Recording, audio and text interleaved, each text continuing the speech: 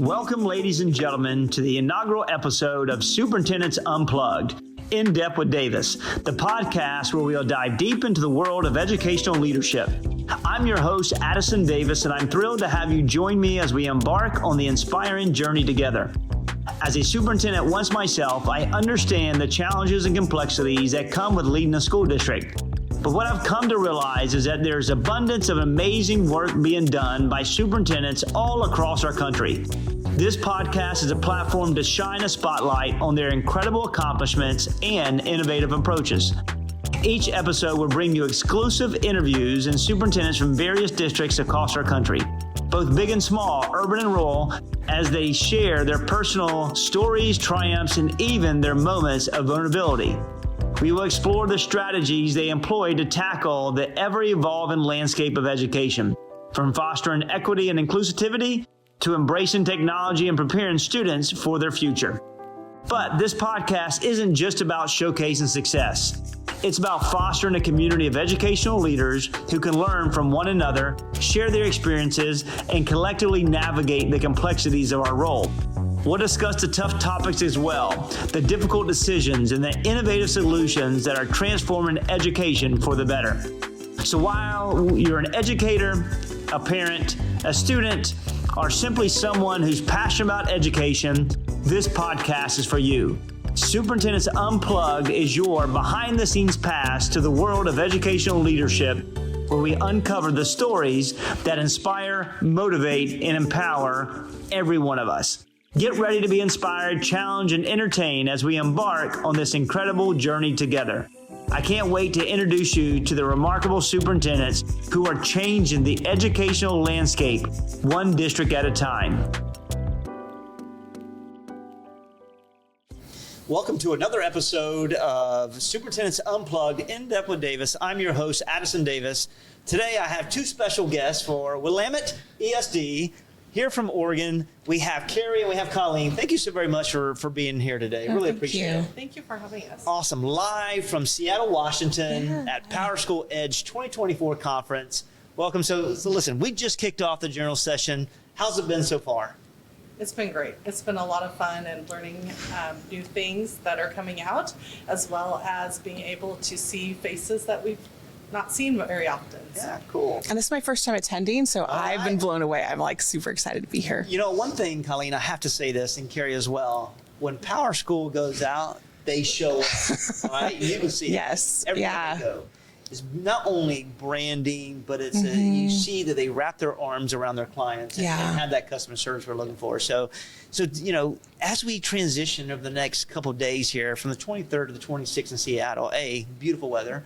But, you know, what do we hope to learn today and take care of? I love the fact, Kari, you talked about being able to see practitioners to engage with, have conversations with. I think it's so important to have that creating that time because we're so busy. You're dealing with three, multiple districts across Oregon, But what's the power? What's the coming to an event like this, the importance, and what do each of you hope to get out of it? I think a lot is just hearing what others are doing with the products to see if there's something else we could add to our portfolio to help our districts, as well as seeing what's coming down in the next year, 2 years, like what new options they're going to be adding, because they're always changing and always adding some new. You have to evolve. Yep, exactly. Heart eat doesn't sleep. No, which is great. So just being able to have that collaboration with other districts across the states, and also now, beyond the states. Yeah. Perfect. Awesome. Colleen? Well, I was thinking too that Oregon is kicking off a lot of initiatives this year. Gotcha. And so how can we help districts use their data in support of those different accountability measures and compliance measures? That's a lot of the work that we do, not just within our region, but across the state of Oregon. Because anything that's going to take things off of district's plate is what we do at the ESD level, just really service and support for our districts. Yeah, having wraparound services is so important. And we understand that we can't do this in isolation. Right. That's the reason that you continue to provide systemic relationships and customer service to the superintendents and school districts that you serve every single day. At the same token, leveraging a power school to kind of step in and be that partner in that process. And, we got a chance to listen to Hardeep, the CEO of Power School, and talk about the future of what Power School is visioned to be.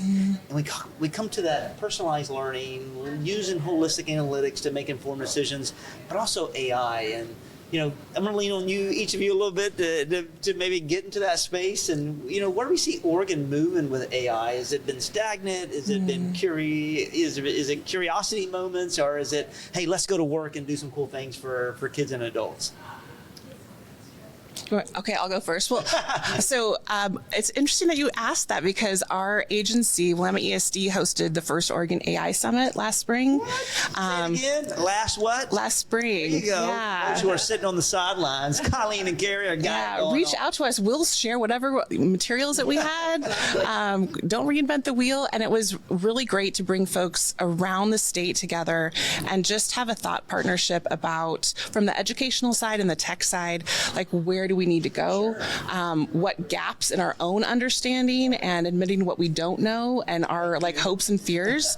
And so just kind of setting that baseline. And we're really excited. Our superintendent, Dr. Joe Morlock, has set a really strong initiative that he wants to continue that momentum going forward. So we're excited to put a cadre together in Oregon this year in our region and hopefully continue that statewide partnership and network. And we actually have 2 more AI summits planned, one for spring and one for this fall. So we're trying to get out there in front of it a little bit and help our districts because it's going to be changing, right? Yeah. You set what you think is going to be the right guidelines now, but it'll change in a month, right? So. And Kari, what's happening next week? What's happening next week? I need a drum roll here. So in our leadership team in service that we have at BSD, we're bringing in our guidelines that we've worked on as just a working guidelines. For AI? Awesome. And so to let them to kind of work through it with us. It's not something set in stone. It's going to be ever changing. Yeah, I mean, you know what? Thank each of you because, listen, I get a chance to go around the country and meet with school districts, meet with superintendents, meet with practitioners in this space. A lot of people are sitting on the sideline because they're fearful of this process, right?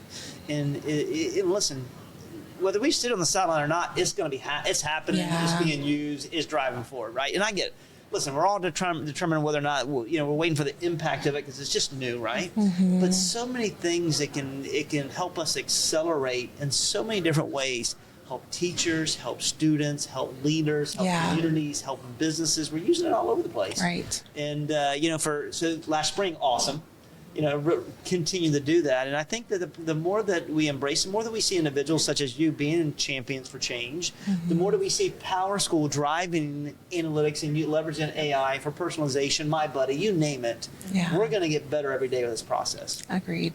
Yeah. Good deal. So as we look and create, moments of learning, what are some things that you've seen in, driving this work through technology or driving the work with school districts that we may say that we're most proud of recently, especially in Oregon or across the nation? So one of the challenges that we have within our technology department and our agency is how do we help districts tell their story with their data, right? Because the dashboard is kind of feared and hated, that term, I think. So what we've tried to think about is real, right?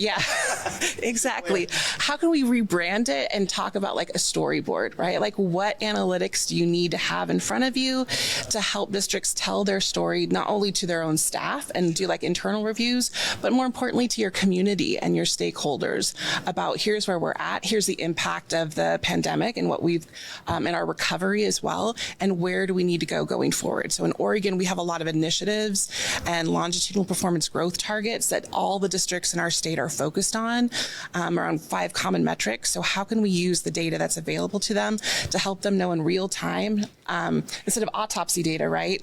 Like that real time check-in data of where our students are at and what supports they need in order to meet those targets. Love it. I mean, first of all, you said it well. There's people look at it as winners and losers when they look at data. It's not. It's a starting point for foundational conversations. Exactly. And, having public facing, whether it be community engagement, whether it be leverage for teachers to be able to look at it, it's only going to help us make informed decisions. Yep. And as we leverage data, leverage analytics, triangulate analytics from looking at early warning indicators, the stronger we're going to become, how to be more sophisticated to serve children every single day. And 100%. Thank you for being able to understand that analytics is a place that we have to start. It's not a place that we should be fearful at all. It's a place that we should embrace, because it's only going to help us build our capacity, help build capacity of children, and just really do some cool things for kids every day. Yeah. Awesome. Agreed. Anything else that, Kari, you may say that, hey, we see out there that are trending that may want to talk about, sharing, or what you may have going on in Oregon? Really, it's of the initiatives right now, and the data-driven decisions is our biggest piece throughout all of our school districts. Yeah. So I think that's good.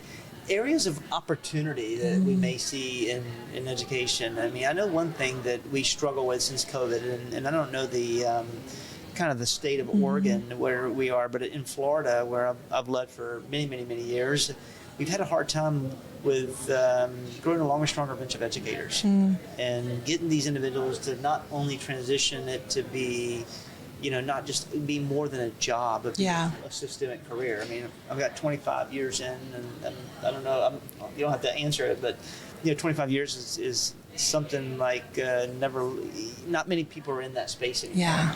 They're 3 years or 5 years, they're out, they're transitioning. What can we do differently across the nation to be able to keep the greatest educators in front of children every day? Right. Well, one of the things Oregon does that's really innovative is, and I'm sure other states do it as well, is grow your own. And it started during the pandemic of how do we take folks who are already in school, so our paraprofessionals, and how do we connect them with additional training, experience, and support in order to transition into the classroom at a licensed level.